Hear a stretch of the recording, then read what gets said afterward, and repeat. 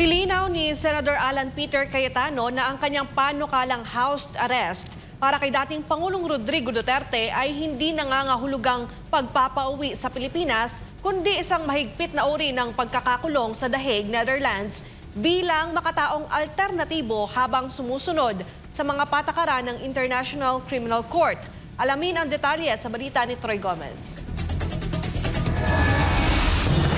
Nilinaw ni Senador Alan Peter Cayetano na ang kanyang panukalang house arrest para kay dating Pangulong Rodrigo Duterte ay hindi nangangahulugang makakauwi ito sa Davao City o sa alinmang bahagi ng Pilipinas. Ayon kay Cayetano, ang kanyang mungkahi ay isang mahigpit na uri ng house arrest na ipatutupad sa The Hague, Netherlands sa ilalim pa rin ng jurisdiksyon ng International Criminal Court o ICC. Layunin nitong balansehin ang legal na pananagutan at makataong konsiderasyon para sa edad at kalusugan ng dating Pangulo. Iginit ng senador na ang panukala ay mas istrikto pa kaysa karaniwang pagkakakulong. Anya, maaari itong isagawa sa isang inuupahang bahay malapit sa ICC o sa loob mismo ng Philippine Embassy sa Netherlands na kinikilala bilang teritoryo ng Pilipinas. Iminungkahi rin niya ang paggamit ng modernong teknolohiya sa pagbabantay gaya ng electronic monitoring devices, CCTV surveillance at limitadong komunikasyon upang matiyak ang pagsunod sa mga kondisyon ng korte. Inihain ni Cayetano ang kanyang resolusyon noong Hulyo Agis na nananawagan sa pamahalaan ng Pilipinas na may kapag-ugnayan sa ICC para sa isang posibleng interim release ni Duterte basta't may mahigpit anyang restriksyon. Bilang dating kalihim ng Department of Foreign Affairs, binigyang diin ni Cayetano na ang mungkahi ay hindi taliwas sa proseso ng hustisya. Hindi niya kinukwestiyon ang otoridad ng ICC o hinihiling na huwag litisin si dating Pangulong Duterte. Ang kanyang panukala ay nakatuon niya sa pagrespeto sa karapatang pantao ng isang matandang akusado na hindi pa napapatunayang may sala. Para sa Diyos at sa Pilipinas kung mahal, Troy Gomez nag-uulat, SMNI News.